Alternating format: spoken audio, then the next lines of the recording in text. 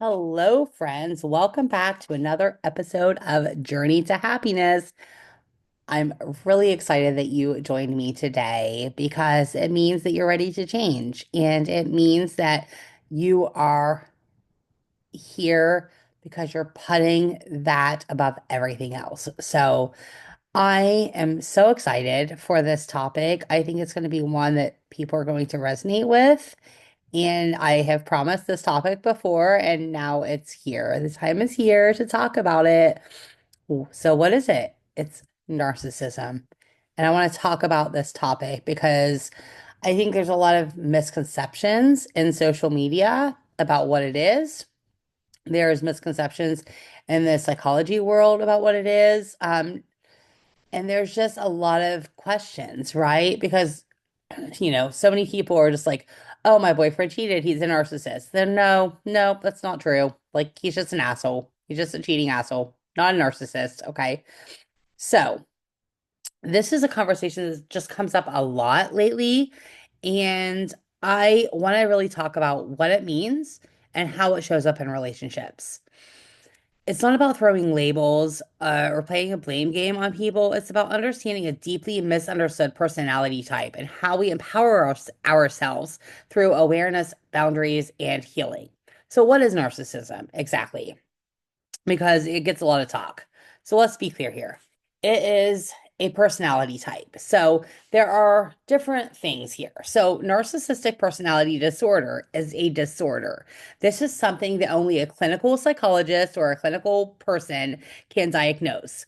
It is a disorder. It is listed in the DSM-5, which is the manual for all psychological disorders.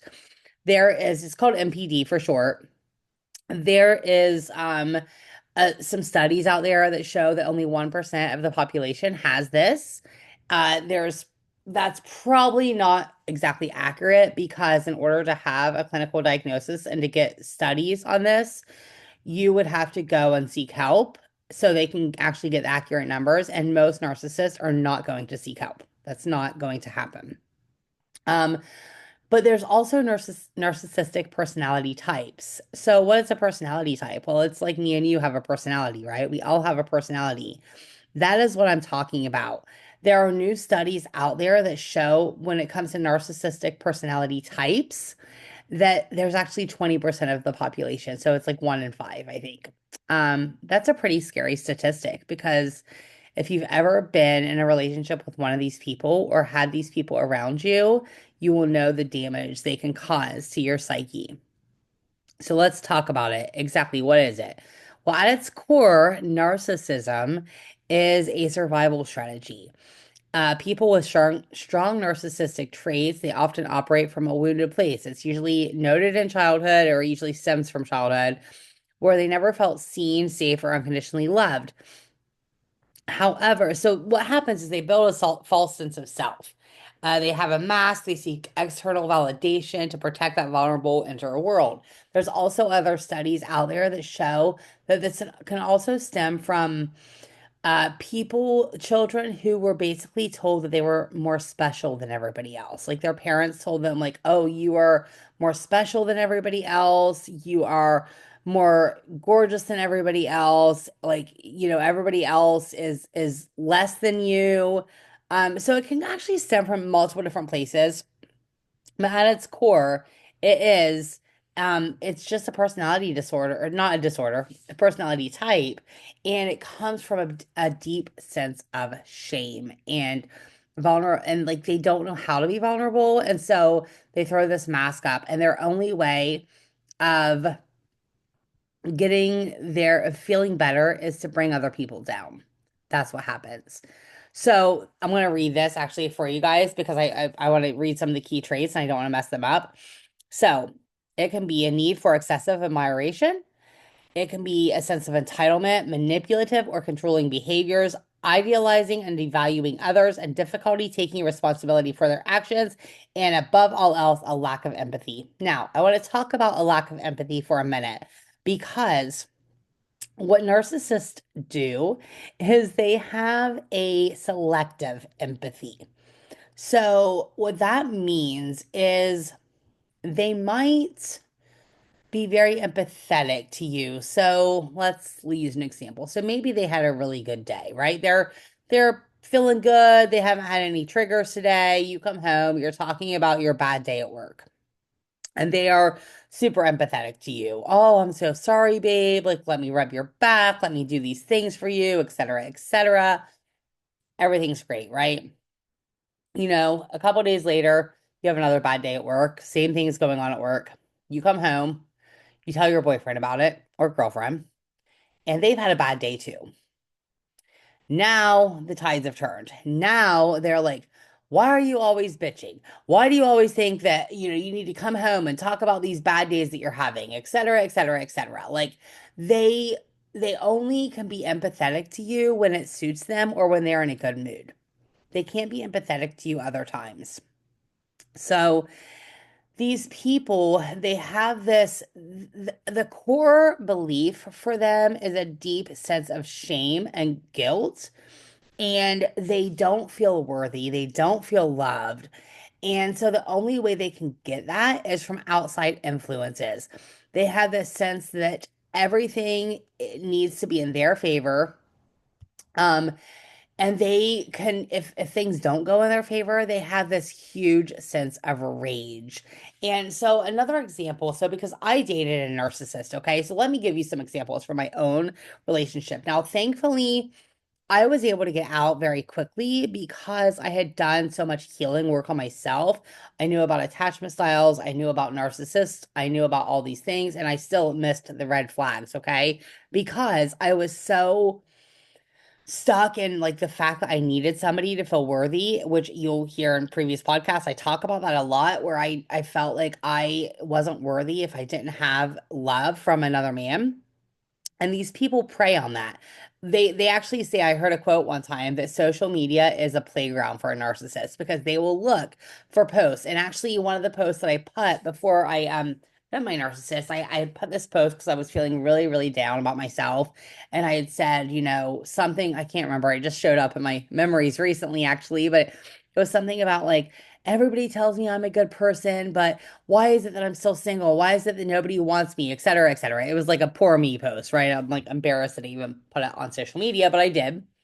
And this guy I was like friends with on Facebook. And I kind of like knew some of the same people. Like I kind of knew who he was. He messages me and it was like the sweetest message, like, blah, blah, blah, all these things, right? And then he ended up wanting me to like come hang out, like just as a friend. So I went and I hung out.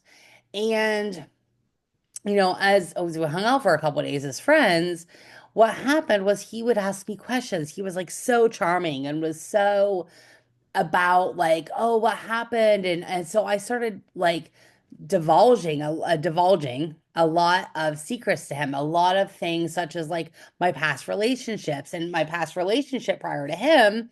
I was in this relationship where I was kept hidden from like family, I was kept hidden from friends, because he was very, very avoidantly attached, which is very common in those relationships. They will hide you from their people. So, I was never put on social media by my ex-boyfriend. Like he never did any of that stuff. So I told all of this to my new narcissistic like friend. And what ended up happening is then we like things kind of grew and we started kind of becoming more than friends. And instantly he was like putting me on his Facebook page and posting pictures of me. And he like let me meet his kids. Literally the first day we met, I was like meeting his child. He was taking me around to all of his friends and he like looked at me one day and said, I will never keep you hidden. See, this is how I am. Like, I want you to meet all of my people. And I want to give you that example because this is a form of love bombing. Now, this isn't the only form. There are many forms, which I will talk about. But what this was he was taking my past situation, something that he knew bothered me, and he was doing the complete opposite. And they do this because then you feel like you're on top of the world. You feel like this man is taking an interest in me and he's doing something that my other like past boyfriend or maybe even past boyfriends didn't do. So instantly you're drawn in because you're like, "Oh my gosh, this man really likes me. This man really cares about what I am, like who I am, and he wants to show me off to his friends and his family, and I didn't have that before." So it's this like huge dopamine hit. Okay, so that's just an example of something that I have done, like an example for like my own situation, right? So, in other ways of love bombing, so again, this is usually in the beginning of the relationships. Like other forms of love bombing are, and this is just signs. So, this is signs that you might be heading towards a narcissistic relationship. So, signs to look out for, like if they are texting you every morning, like, baby, good morning, you're my queen, hello, babe. Welcome. Like, I hope you're having a good day. They're texting you all the time. They're taking you to dinner and buying you flowers and they're paying for everything and they don't want you to have to do anything. And, the first date that lasts for 48 hours and they're whisking you off to Paris and they're like doing all these things, right? That is, it's like a fairy tale come true, right? So there's many forms of love bombing. I mean, that's the most common that people talk about is like the flowers and the candies and the 48-hour dates and all of the things. But there's also other forms of love bombing, like my situation. Like he never actually did all of that, but he just took my past relationships. He got to understand like what was wrong in that and why I was so lost. And he did the exact opposite. That's still a form of love bombing because what they're trying to do is they're trying to get you and it's a dopamine hit. They're trying to get you to fall for them.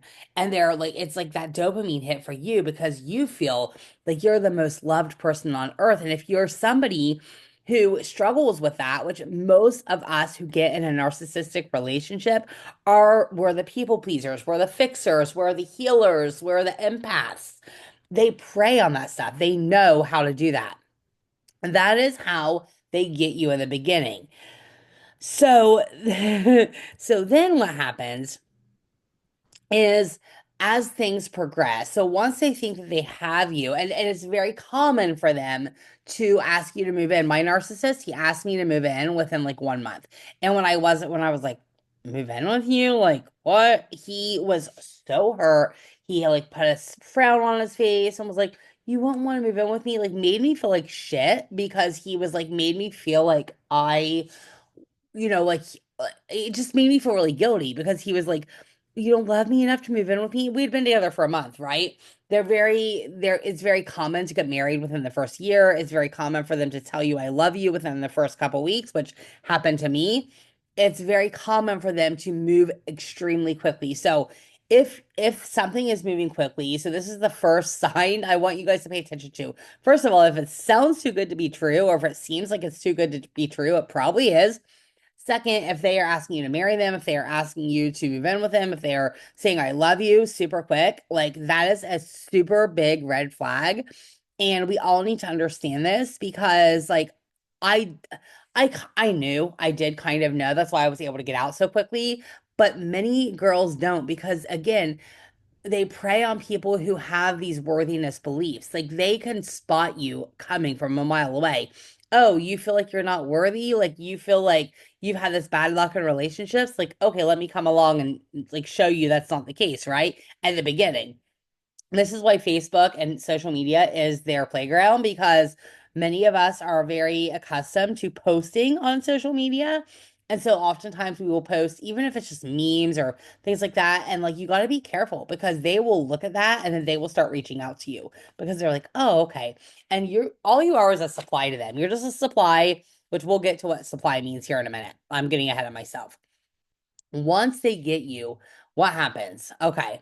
So, they they are fine at times and they are not at others, okay? So, gaslighting is a big symptom of a narcissistic relationship. Their rage is a big thing with narcissistic relationships. So, another example for this, and I'll tell you what gaslighting is here in a minute, but actually, let's talk about gaslighting first now, and then we'll go on. So, gaslighting is making you question your reality. It's basically like, okay, they stick their hand in the cookie jar and they eat a cookie, right? And you watch them do this, and you say, I just saw you eat that cookie. And they say, no, you didn't. I didn't eat a cookie. Like, what are you talking about? That is like a situation of gaslighting. Like they will literally like it's not just lying, but it's literally like making you question everything. So like you see a text from another girl, like you're literally looking at their phone right now. Like you can even show them. Like maybe a girl sends you a screenshot of a text that they sent her and you show your boyfriend like this, like I see this text. Like you're talking to another woman. I see it. I see what you've been doing. And they look at it and they're like, I don't know what you're talking about. Like that wasn't from me. When it's literally you're literally seeing it. But they are so conniving about it that it makes you question whether you're crazy. Okay, their rage. So this is another really big example. So this is the person, the problem with narcissistic relationships and why they're so hard to get out of is because it's like everybody else thinks they are super charming because when you meet these people, sometimes they are some of the most loved people. They are super charming. They are super like considerate with everybody else, or at least on the surface they are. They're really not, but on the surface they are. These are the people at the dinner party who are, everybody's like loving and everybody's joking around and your friends and family are all like, oh my gosh, you've met the greatest guy. He's got his arm around you. He's joking with you. He might make jokes towards you. You make jokes towards him. He's laughing about it. Everything's great. You get in the car to go home, and all of a sudden he's fucking raging at you. Like, all of a sudden he starts yelling at you. He's like, I can't believe you made that joke towards me. That was so disrespectful, blah, blah, blah. And like, you don't know what happened because everything was fine 2 minutes ago and nobody else sees this side of him because he waits until he has you alone. This happened to me multiple times. Like I remember once, like we were at a this club that we would go to, and we were all in there and everything was fine. Like we were drinking. So one of the things the guy I dated would do is I would say like I don't feel like drinking right now. I just would be like I don't, because wasn't a big drinker. Like I would drink occasionally, but I don't feel like drinking. Well, he would go in and get me a like drink anyway, come back out with it. And I would say, like, I really didn't want to drink. And then he would make me feel guilty because he had paid $2 for me to have a drink and I wasn't going to drink it. So then I would drink it. Well, he knew and the reason he would do this is because he knew that if I was impaired, if my mentality was impaired by alcohol, that I was a lot more easy to get to because like again, I had already done a lot of healing work. So when I was sober, I was able to kind of keep my cool. Like he wasn't able to get me like really upset. Like I would just kind of brush it off like whatever. Even if he was mean and raging at me, I would just be like whatever, I would just ignore it. But when I was drunk, it would really upset me. So he would like to get me drunk. And then I remember one time, like we had left this club and everything was fine. Like we were having a great time and everything was just great. And we get in the car and all of a sudden he starts yelling at me and telling me how nobody ever wanted me. It's why I'd never been married. And I have three baby daddies by, three kids with three baby daddies, which he did too. He actually had three children with three women. And so I looked at him and said, well, so do you. And he said the words to me, well, I've been married before and you haven't because nobody wants you, which again, this is something he knew about me. Like he knew that it bothered me. He knew that was a wound that I had because I always felt that way. Like because I'd never been married, I always felt like it was because I was unloved. And he knew that because I had told him that. So he used that. And then like we fought the whole way home and we get there and his friend was there at the house. So by this time, I'm a mess. I'm crying. I'm like yelling. I'm like, why are you being so mean to me? Yada yada. And he's just like, whatever, just get out of the fucking truck. Like you're such a like crazy bitch, blah blah. And I'm crying, I'm screaming. Well, now his friend sees me crying and screaming. Well, now my boyfriend at the time is calm. Now he's completely calm now that his friend's around, and he's like, look at this crazy bitch. Do you see what I have to put up with? Which then makes me, and I think he even got out his phone at one point and started filming me. So now I'm looking like the crazy person, but it's because I was already drunk because he had basically told me I needed to drink or else I felt guilty. And now I'm the crazy person because he's got me upset because he's being mean to me and yelling at me and saying horrible things to me. But now his friend doesn't know any of this because his friend only sees us when we get out of the truck after we get back. So sorry to go off on a tangent there, but like I just wanted to give that example. That is a classic narcissist. That is a classic person. They're not just cheating on you, which they most likely probably are, but it's not just the cheating. It's not just them being an asshole. And they're not usually really abusive either. They're not like the people who are tearing your shit up and beating you because that's too obvious. They're the people who are doing things to you underneath the surface. because then what the point is to make you look crazy. So they do things behind closed doors to make you look crazy. And then like you don't usually have a lot of support because when they're around your friends and family, they're great. You know, they make everybody think that they're so charming and they love you so much, but then they get you behind the closed doors and this is what's going on. So, that anyway, they like to take, they rarely give. They like to make everything about them, especially when you try to express a need or a concern. Like they don't like that at all. They pursue punish you emotionally when you don't comply or agree. Again, my story just now, when they don't you know, when you don't comply with them, they punish you. They will stonewall you, which is just a form of where they just completely ignore you. They won't answer back to you. That those are just very classic symptoms of a narcissistic personality not disorder type. So some other things to look for is, when you meet these people. So I want to just give you some tips to look for. Obviously, the love bombing I already talked about, the moving quickly. Also, how do they talk about their past relationships? Is their past relationships always somebody else's fault? If it is, it's usually like that's a red flag. That's a red flag for sure. So pay attention to those signs, girls and guys. Pay attention. Many of us who end up in narcissistic dynamics are deep feelers. We're, like I already said, we're empaths, we're caretakers, we're healers. We want to see the best in people. We think if I just love them enough, they'll change. But that keeps us locked in cycles of self-abandonment. And often it's not the first time. We probably learned in childhood to earn love through overgiving, staying quiet, or fixing others. Narcissistic dynamics activate those old wounds. So it's very common for us to get pulled in here. So here's a couple of things to remember. This isn't about diagnosing your partner or blaming someone for your pain. It's about recognizing patterns so that you can reclaim your power. True narcissism is rare. Like I said, the disorder, that's rare. But narcissistic personality traits, they can be very present in many people, especially like so and the personality type is very rare. And here's some things that you need to recognize here. A narcissist, you cannot change them. This is something that I think a lot of us get stuck in these dynamics because we're like, oh, if we just love them enough, we can change them. We can change them. They're not going to change. It's like you having your personality. So you have a personality, right?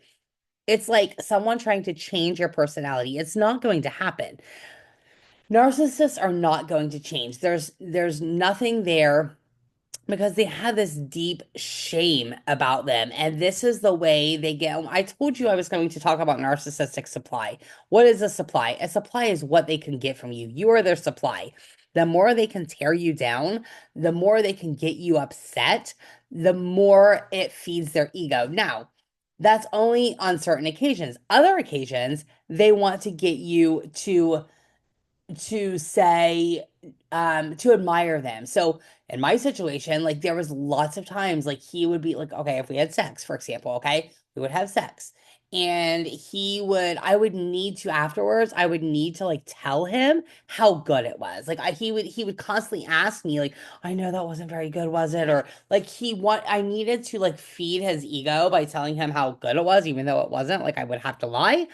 But like that's what he would do because he needed the admiration from me.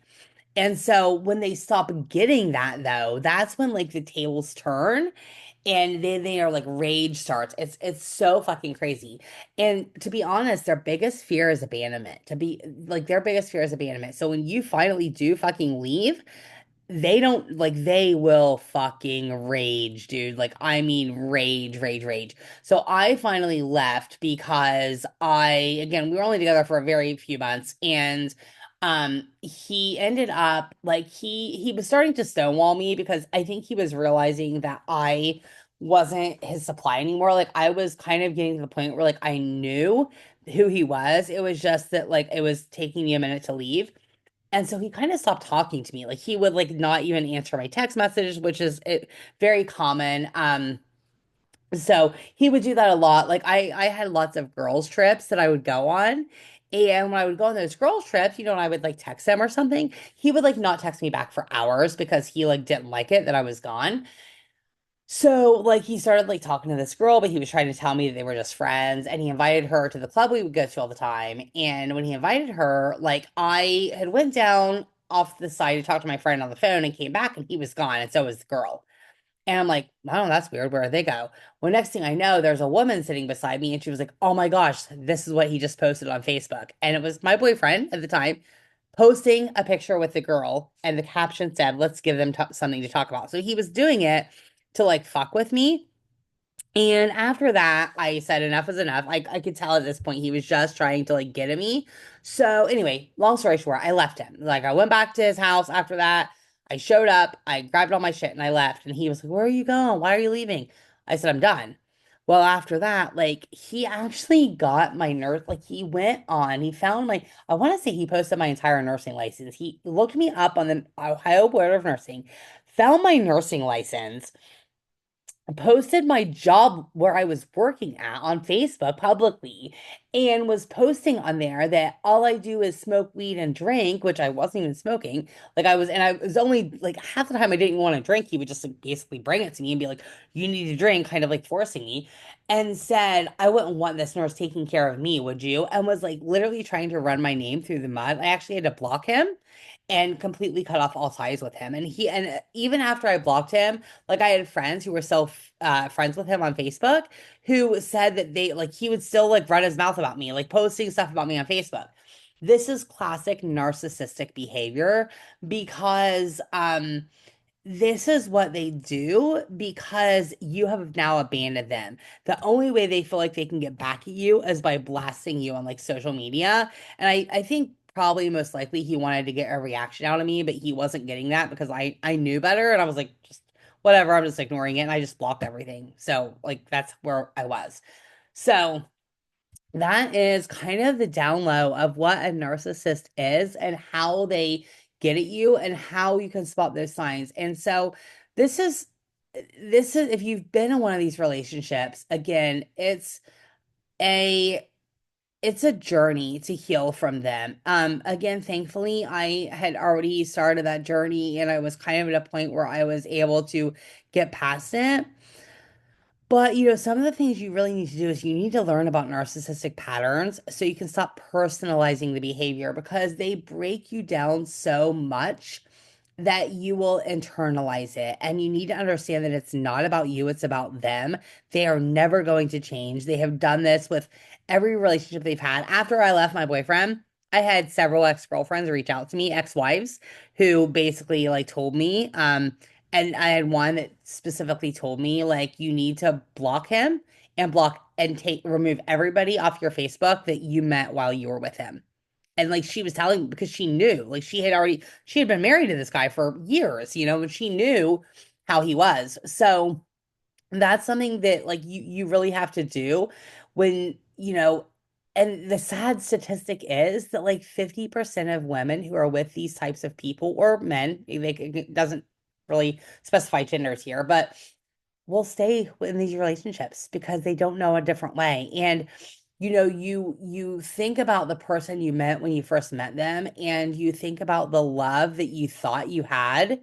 And in your mind, you're like, you just want to get back to that. It was such a dopamine hit. I mean, they made you feel like you were the most special woman on earth.